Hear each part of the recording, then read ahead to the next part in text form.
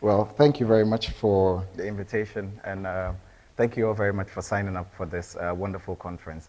I think there's been a lot of pressure so far, like listening to all the different speakers talk about what they do and how articulate they are about the things that they've been working on and how those ideas are really influential, particularly looking at the kind of journey that we're all on. So I don't know where to start from actually, but maybe I'll start from my academic life as an artist, as a young artist. I, I virtually had all my training in Ghana. So in 2006, I went to the University of Science and Technology, which is in the middle part of Ghana. I don't know how well a lot of you know about your geography, but in Kumasi, you have, in the middle part of Ghana, you have Kumasi, where you have the Ashanti people. And it's a very important part of the country because there was a lot of wars between them and the British. They were one of the people that really fought really hard for Ghana during the 19th century and beyond. Of course, with the support of a lot of different tribes and like local groups and all that. The university was actually founded by our first president, Dr. Kwame Nkrumah, and he was a kind of a Marxist and also like a socialist in the sense that he was very much interested in how the idea of infrastructure could somehow influence change or influence the ideology of people, particularly looking at the generation in which he was in and the kind of politics we had inherited and also like the condition that was existed within that period. So I would say that within my training as an artist, I've somehow been very much influenced by his kind of thinking and the way of producing and doing things. When I started school, I did a bachelor's degree in painting and sculpture. And the idea of the artist, of course, you know, when you live in a society where people already think that art is not important, how much more when you go to school to study art and you have a degree from it, then it's enough. But after doing the first degree, I thought, why not go back to school and do a master's degree in the same thing, painting and sculpture? And then people said, but why do you want to do a master's degree in painting and sculpture? But I thought there was more because you could never learn enough actually about a subject, because sometimes when we think we know, we actually don't know. And that's that I've always told myself, that I never know enough. There is always a chance to relearn and also to challenge your own assumptions about things. It's never too late to stop something when you think it's not right or it's not going well, or it's never too late to start something new.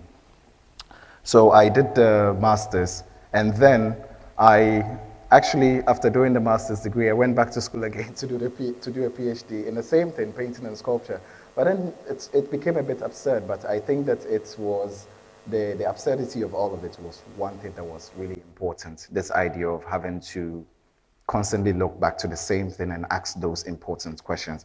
And particularly when you're doing it at the PhD level, then there are a lot of philosophical questions and questions that normally we wouldn't ask ourselves within society and all that. So those things were things I wanted to build upon. So there are quick things that I would run through before I have a couple of images to talk about. So maybe I show the first image. So so this the National Theatre in Ghana. It was built in 1992 by the Chinese and donated to the country as a gift. It's funny how many years down the line, the continent is still somehow having to go through this process again of having to like looking at this kind of neo-colonial position that we placed ourselves in and all that. Of course, in the way I work as an artist, I've always been interested in this kind of residual history and memories within objects. For instance, there are things that we use all the time, but at a point, they seem no longer important to us, particularly within the age that we live in. So we always want to discard something and then we acquire new things. So there is that kind of consumerist culture. But there are some things also that we use over and over again that are not just very simple things. They seem very small, very mundane things, but they are very important in the kind of residual memory and history that are embedded within them. So one of the works that I'm very much known for is using these jute sacks in enveloping these huge buildings. And it actually comes from the point that the sacks traditionally are produced in Southeast Asia. So when they're transported to Ghana and many other places, we fill them with, of course, commodities. Cocoa in Ghana, for instance, which is the #1 export commodity. And then the cocoa is sent to the harbor, which is then now offloaded into containers, which are brought to Europe. So when people are consuming their hot chocolate, they necessarily do not think about the labor that is attached to it, or when you have your coffee, like all those things. So I thought those kinds of trajectories and histories were all things that were somehow embedded within the material of the sack in itself. Because in Ghana, the sack, when it remains, it doesn't travel with the commodity. So when it remains, because of the value of the commodity as the bean, they cannot use the same bag to bag it again. So they then now sell it to other people, like these middlemen. So the middlemen then now sell it to other traders. And these traders sell it to people who do local farming, rice, maize, millet. So when they bag these things with them, that's where my point of interest is in. I think it's at that point when the contradictions and paradoxes, all those things meet within the life of the bag. Because at that point, you can no longer use it for cocoa beans, but you can use it for rice and other things. But the thing is that the people who are using it for the rice, maize, millet, which is traveling across different borders and coming back and forth, they have this sense of ownership to the material. So they end up writing their names, signatures, numbers, a lot of things. So the bag begins to accumulate life. And sometimes when they have to offload the commodity or trade them, they don't necessarily cut the bag where it's supposed to be cut. For instance, when it is used to bag cocoa. So they would cut it anywhere, and then when the bag is going to be stitched again for another commodity, they might stitch it with a part of their cloth or a part of a back of a tree if it's in a village somewhere. So all those things were very important. And when you look very closely at the material in terms of the surface and what it represents, you come to realize that there is a lot more life that is represented within the bag. So one of the things that I became very much interested in was this issue of labor and how that is constructed in a way. So I started actually conducting these experiments where I would go to different significant spaces and sites, and then I would sew in. This particular image is coming from Greece in Athens, and that's in front of the parliament in Syntagma. And I was working on this big exhibition, Documenta 14.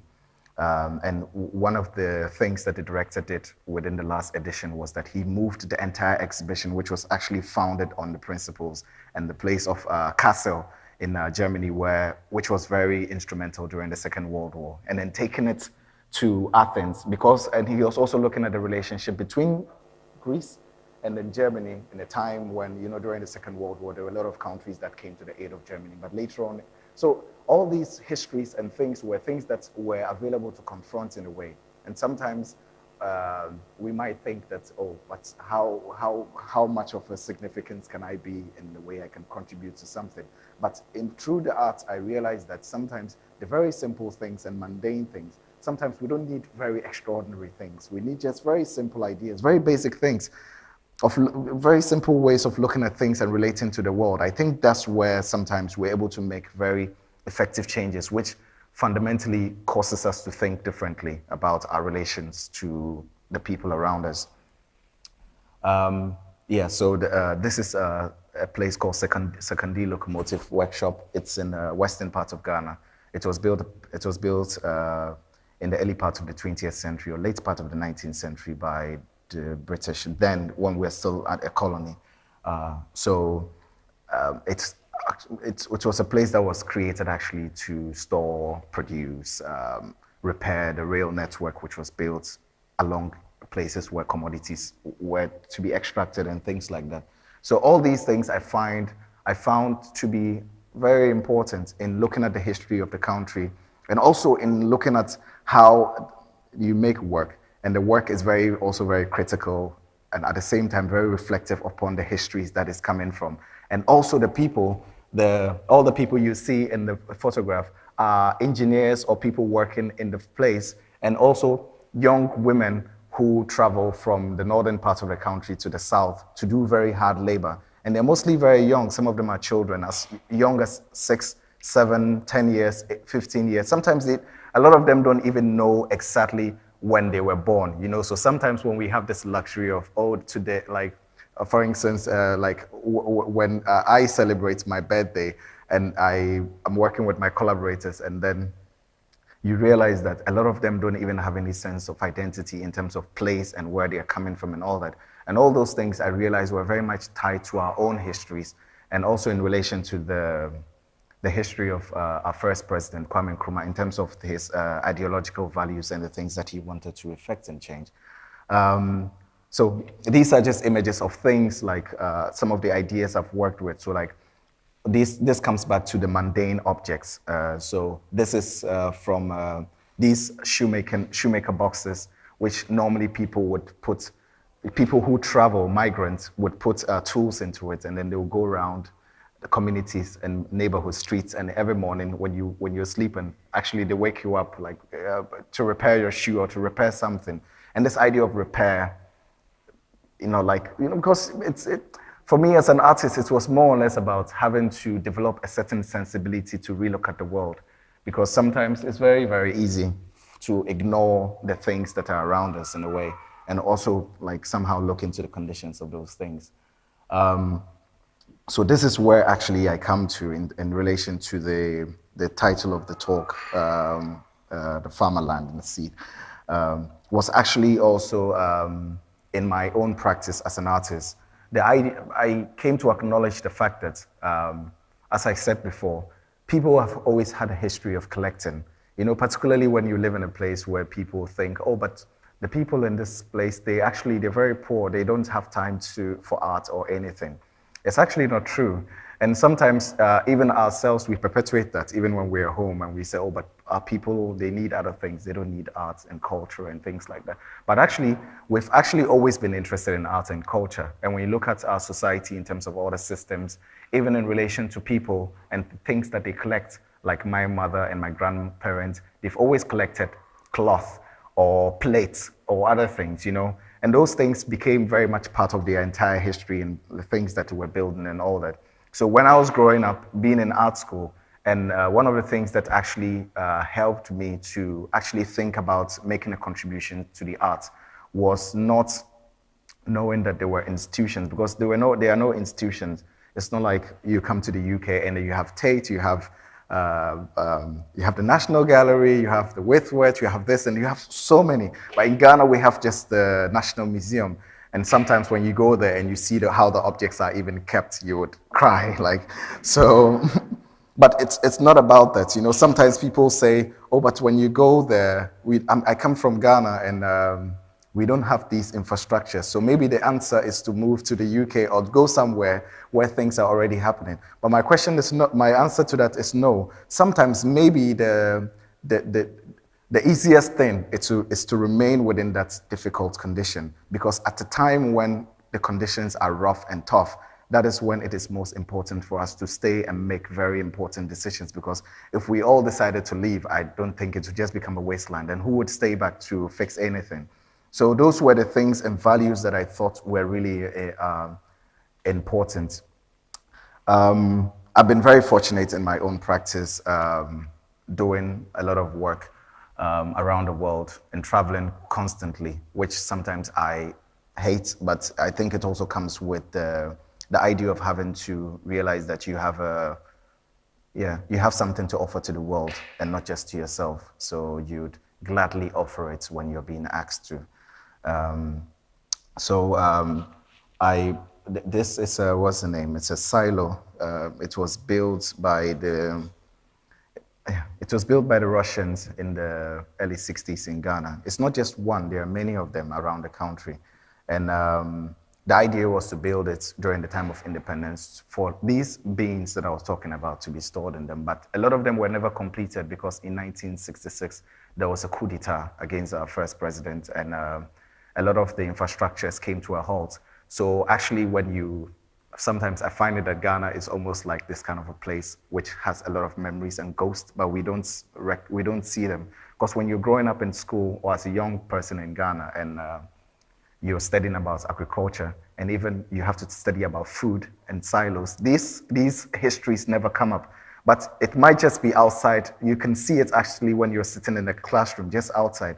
So those forgotten histories were things that I felt were important. And of course, it's not just within the idea of the building, but it also comes back to our older generation. So I, in 2014, I became interested in this idea of just not cultivating my practice from a point of making work, which was symbolic, but also actually realizing that the field that I found myself in, because I had become very successful within my field as an artist within a very short possible time, because I did a lot of work which ordinarily would have taken a lifetime to do, maybe in 4 years. But it wasn't because I was special in any sense, but it was because I somehow always knew exactly what I wanted. I remember when I first came to London in 2013, I did a residency, and I met a lot of galleries, a lot of institutions, people who wanted to do exhibitions, projects, and all that. But I always asked myself, is this what I really want? Because a lot of the institutions, it was almost as if sometimes how you like this idea of the trophy that we were talking about, like they just want it because it's something that is really cool.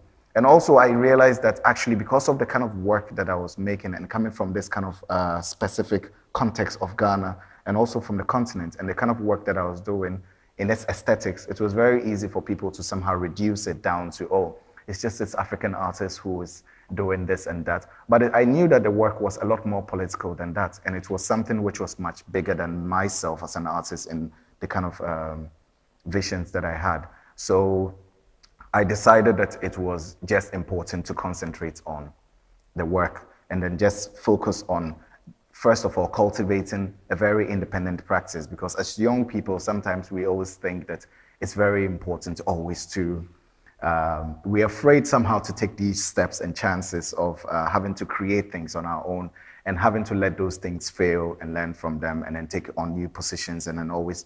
But I think sometimes that's what we need to do. This idea of just having to start without knowing exactly which direction it's going to go or how it's going to even end up to begin with. So I started working on this series of projects in 2014. And that was also just around the same time I started working internationally. So they're basically supposed to be these studios and also like exhibition spaces. But mind you, those were the things that I didn't have or grow up with necessarily, you know. But it's important sometimes to acknowledge that the very systems that we think that, like, because I always felt that we were somehow denied of those things. But I also knew at the same time that it was not a permanent condition. And given the chance, I didn't need to be an old man or an old artist, because sometimes people say, oh, but I need time, you need time to do things. People always say that young people need time to do things or to effect change in the world. But no, the answer is no. I think that young people need to be more politically engaged, more politically aware, and also they need to take up very important roles. If not, at the end of the day, we'll be led by people like Trump and the likes that we have in the world right now, because they effectively will make decisions that would go a very long way for future generations to somehow pay dearly for it without actually. But if we somehow acknowledge, but at the same time, if young people acknowledge that it's important to somehow be politically motivated and make these important steps towards like ensuring a different kind of future, then maybe we can somehow take responsibility for our society and the things that we create and how we want to live. So this is the studio again, and you realize that in the other image, the image on the left-hand side is the studio, and it's been a difficult one actually in creating these kinds of institutional structures and all that, and also in relation to like a community. One of the things that was problematic was that because I was traveling so much, I'm never really home to actually be there to see to the work, like check all the details. So each time I went back home, I realized that there was something about the project that I didn't like. And also not just, of course, I'm not doing just for myself, I'm doing it for an entire community.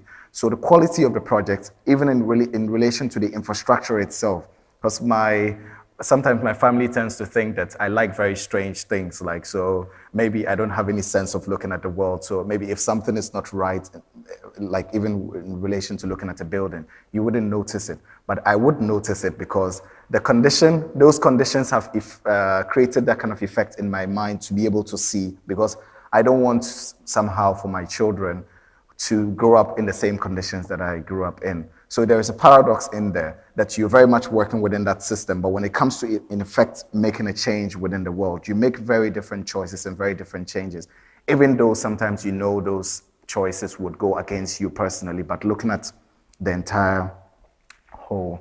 Do I still have time? I have 10 minutes. Okay, good. Yeah, so those I felt were really important. So in 2 years ago, like a year and a half ago, I'd realized that the roof that had been put on the project was not good. And I was away, so I decided that I was going to scrap the entire roof and then start all over again. And then we started working on it, and I traveled again. And this time around, I went to live in Germany for 1 year. And within that period, I traveled around. I was giving these talks and also working on these exhibition projects. And when I went back home a couple of months ago, I realized that it was even worse than it was before. So, but I just asked myself, is it so necessary? Because I was spending a lot of money, which I was earning from my work, into doing projects like this. It's not a profitable thing, like when you're doing something actually which that it's just there to contribute to a different narrative within a generation. And you ask yourself, is it really worth it? Because at the end of the day, there are some things that I see, but people would come in there and there's no problem with it. It's just a space that we inhabit. But I felt it wasn't good enough. So I decided that I scrapped the whole thing again and start all over again. But the point is that it's hard. It's hard to make those choices and those decisions. But I think it's about this idea of creating value and worth. And I couldn't reduce it down to monetary things, because if you're constantly thinking about it in relation to money, then you can never really make any real effect in the world, because each time something comes up, people say, oh, it costs this amount of money, and can we really think about it, whether it's worth it, or whether those people within those spaces, because this building, it's in the middle of, it's not within the cosmopolitan city, it's actually in a village outside somewhere, like in the town where I was born. And you have to make an effort to go within those places. But I also acknowledge the fact that there are people who live there, people whose entire history and lives have been built around these things. And suddenly, when myself as an artist, I have an opportunity to somehow also inject a new kind of thinking within this space, I thought it would be actually quite important and quite interesting to see what you do with the land. Going back to the idea of farming, so you have the land actually is very huge. It looks, so I acquired this piece of land, which is actually about 2 million square meters. I don't know how, I'm very bad with measurements, but it's actually very big. So maybe, so probably it's like maybe the entire center of Manchester or bigger than that. But the idea was that when these things are, in a way, when you have the opportunity to negotiate with opinion leaders and people within those spaces and introduce ideas that you have, which were things that were non-existent in the first place, and they acknowledge those and how important it can be to the shifting of ideology within a generation, it could actually create a shift there. So currently we are working on, I'm working with, of course, I'm not doing these things alone. I'm working with colleagues and people back home. And I acknowledge my position as a contributor. I'm not like someone who is a dictator who creates and says, oh, this belongs to me. Of course, the space is supposed to be, because we need the enabling ground for other people to make decisions and choices in the first place. So we have an exhibition. One of the spaces is purely dedicated to exhibitions of the older generation of artists and also like thinkers and all that. And the idea was not just also to create a space that's also, because coming from the arts, it's very easy to think that everything comes down back to art also, but also to invite architects, scientists, people in the field of agriculture, all these people as also thinkers and people who are contributing towards this idea of producing knowledge and creating shifts within our daily experiences and how we imagine our present and our possible futures and all that. So one of the spaces is purely dedicated to that. But someone may also ask, why would you create a space that is dedicated to the old and not the young? Of course, there is part of the space is significantly dedicated to contemporary artists within my generation. And also because one of the other things that I've also been doing a lot is that I collect quite a lot of things, and sometimes it doesn't make sense. Like when you come to my parents' house, you have all kinds of strange objects. Like I was going through the railway and I was collecting all the important objects that had been used there, like even seats that had been used within the trains which were being discarded. And I collected hundreds and hundreds of them. And then people would ask, why are these things important? But I guess it's important because we think it is important, and also in relation to having to create history and having to look at the idea of the history, the memory, and the archive. It's not something which is very much also reduced down to just knowledge that is produced within books, but we also acknowledge that there are things that exist within buildings and objects, and those things are as living as the human beings which inhabit or possess or use these things over time. So all these objects like aircraft, trains that have been used for transporting of commodities and goods and other things are actually thought of into the, so these are notes from my sketchbook. So I'll end it within this image. And it's actually, so I've made a lot of drawings of these projects, which is something that I'm starting to produce currently aside the other projects I was talking about. So that's where this idea of the land became really important in looking at the relationship between architecture and agriculture, and also looking at how you create a space which is not just a building in itself, because in the 21st century, sometimes you find that architecture sometimes almost becomes this kind of generic form and very lazy, where there is no sense of life to it. So even if you are building something, how does the whole construct of the thing come into being? What are the objects that are contributing to it? How does residue in itself, or the idea of history or failure, contribute towards the forms that manifest within that space?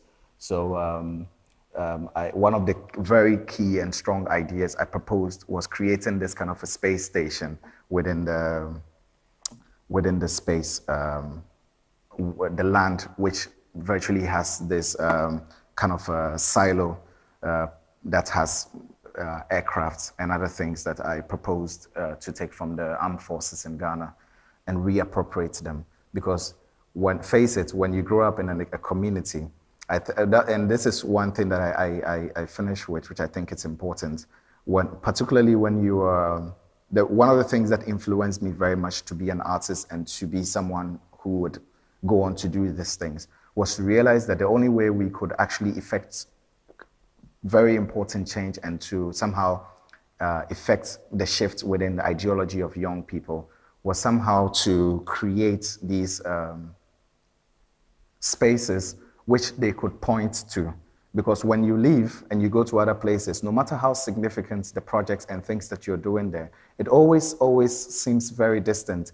But imagine if a child is watching a film of if watching all these Hollywood films and he's always seeing Neil Armstrong and all these people going to the moon, it's not as effective as it is when he actually has those things right within his space and right within his community. There is this kind of immediate inspiration that it brings to them, particularly when they are aware about the history of those specific objects and knowing where they are coming from and how they've been reappropriated to somehow enable them to think differently of the world. So I would leave you with just saying lastly that there is a famous saying by Nelson Mandela, which says that in order for us to somehow effect change within the world, we must constantly exceed our own expectations and dreams. So thank you.